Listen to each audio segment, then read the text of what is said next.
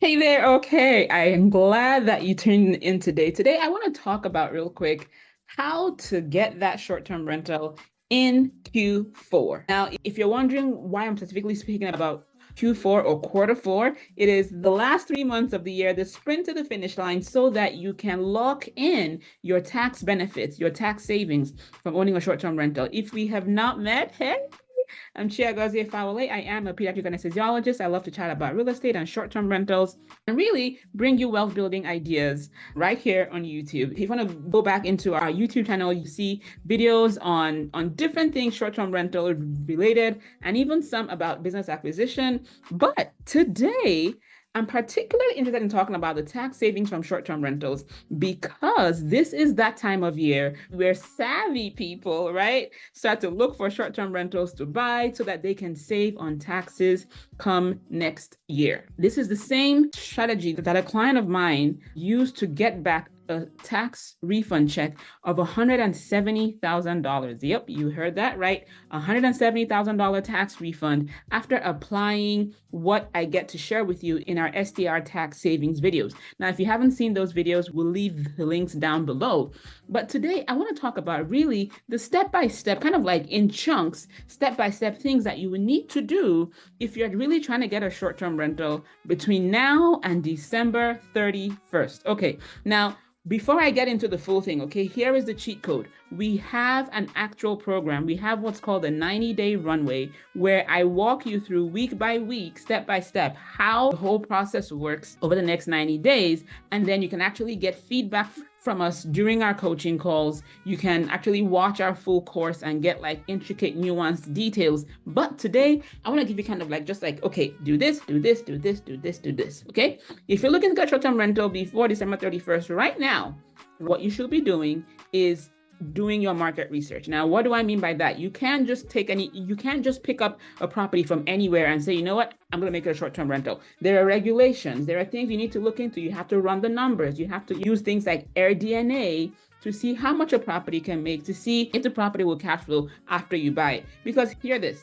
any short-term rental that you buy, and as long as you can get two guests in there before December 31st, two guests who stay less than an average of 7 days or less, you can get the tax savings. But the tax savings are not the end all be all, because if you buy a property that ends up giving you a headache, that ends up being a liability, the tax savings will mean nothing. So you have to make sure you're buying a property that can actually be operated as a short-term rental that then gives you the tax savings as the icing on the cake. So number one is to do your market research. And what are you searching for? You are looking up the regulations in any city that you are to ensure that short-term rentals are allowed. You are looking up the numbers on AirDNA. You're plugging in an address into AirDNA to see how much the property can make for the amount that you're buying the property for. And then when you do that, we have a nifty calculator that we can also leave down in the links to help you determine if the property is going to cash flow. I will tell you, in a lot of markets right now, finding that property that cash flows to an amount that most people are happy with tends to be, a little harder than it was, say, like, 2-3 years ago. But with the interest rates kind of coming down a little bit, that's probably going to get easier. But you have to be diligent about that search, and you kind of have to like get on it. Number two, when you have found a market that kind of falls within a range that could possibly work for buying your short-term rental, you now search for individual properties. This will mean taking a realtor or having a realtor. You can have a realtor. If you're new to this, it's okay to work with a realtor. Usually when I'm searching by myself, and then if I find something that is on the MLS, I then have a realtor take me in, and then I get them in the deal, okay? If a realtor opens a door for me, I get them in the deal. I don't try to, work around them after they've helped me, like, get in the door. No, okay? So you basically either go on Zillow and search by yourself. Actually, yes, go on Zillow and search by yourself, and then find a realtor to help you actually see the houses. And the reason that I say that is, listen, your realtor is doing her thing or his thing, okay? The search is yours. So you're going to spend time on Zillow looking in that particular search area that you just defined, trying to identify the property that will work best for you. Now, in picking out the property itself, what are you looking for? You are looking for a property that is fundamentally great. What do I mean by that? That means if you're buying, for example, in a lake area, can you buy the lakefront property that has the views? When you go to the place, what is the neighborhood like? Is the property pretty, but then everything around is like crappy? Like, will your guests come and be like, I don't want to be here because it looks a little sketchy? If your guests can use the word sketchy when describing the neighborhood, don't do it. Don't do it. It's not worth it. Now, sometimes you may find a property that is cheap, okay? If the property is cheap and is falling apart, I'll say, like, be very careful. Like, I wouldn't buy a property that's falling apart.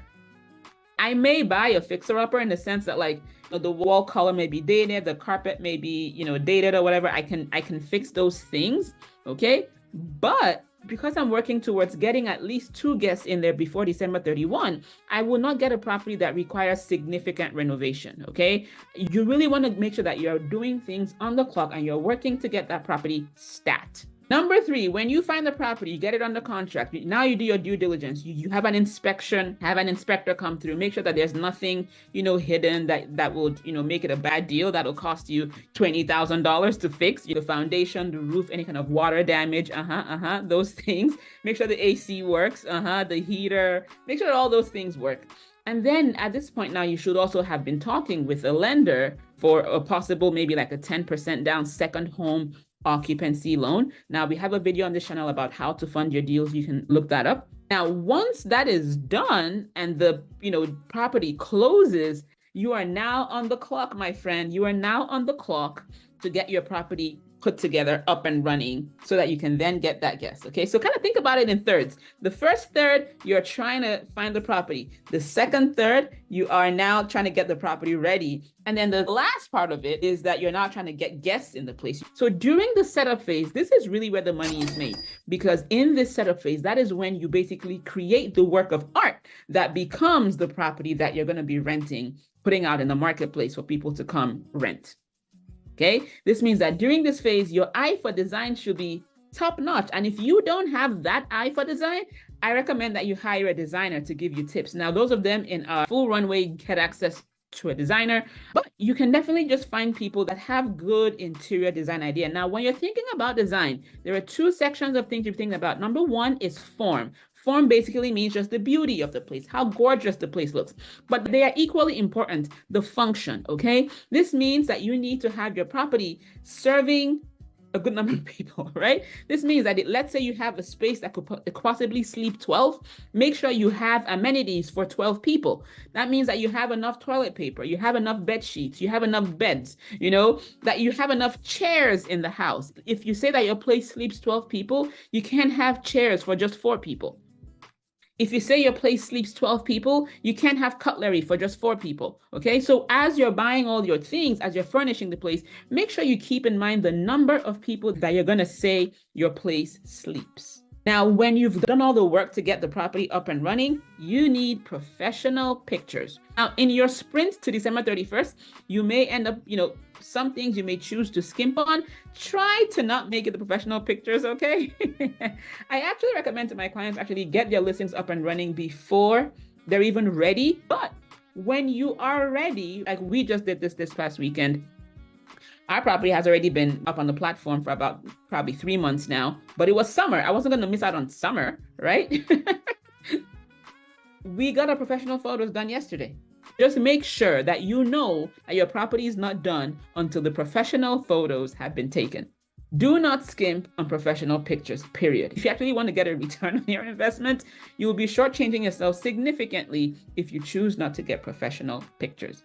So now our property is set up, it's up and running. Now we host guests. Remember I said you want to get your listing on the platforms, and I mean platforms, I mean Airbnb, VRBO, even before the property is fully ready. How do you do that? You basically take a couple of pictures that are representative and put it in there. This is a new listing. This is how it's going to be, so that people can start to basically look at your property and start to make a decision. Now, when they actually come to stay, you get a booking, right? You make that first dollar on Airbnb. Woo-hoo! What should you have in place to make sure that it's a smooth experience for them?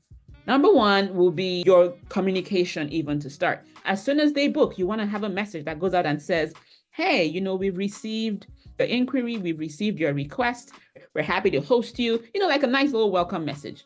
And then a few days before they check in, you want to send out a message that gives them now the details of the property. This is the address, this is your time of check-in, this is your time of checkout.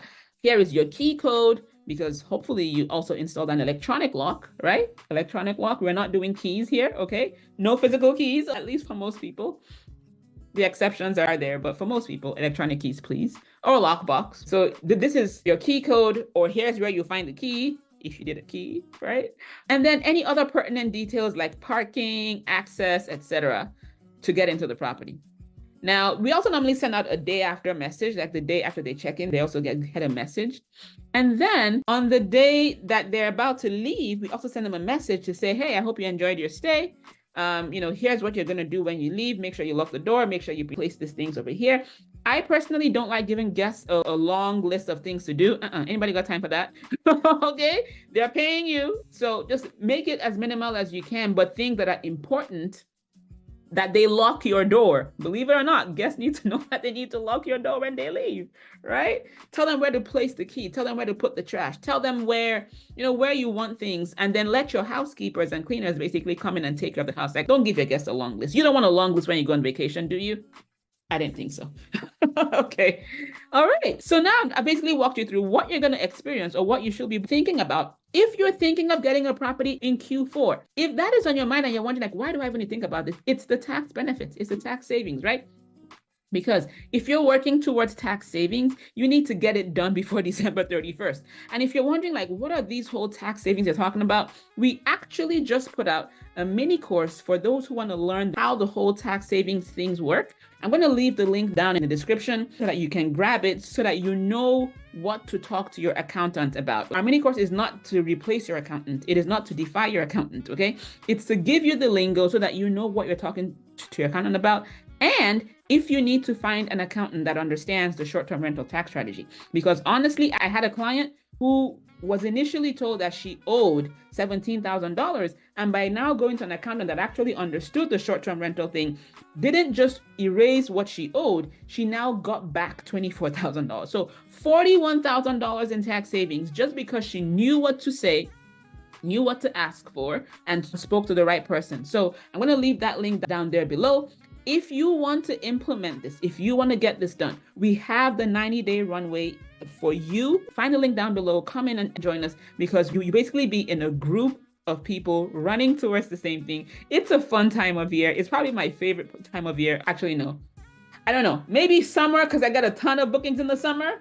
And, maybe it's this time of year too, because I get a lot of people buying the short-term rental. So in any case, though, it's a fun time of year. Anyway, I hope you found this valuable. If you have any friends or, colleagues or whatever who are interested in getting to know about short-term rentals, about saving on taxes, and are thinking about this, feel free to share this video with them.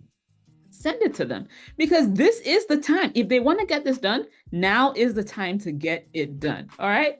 Take care.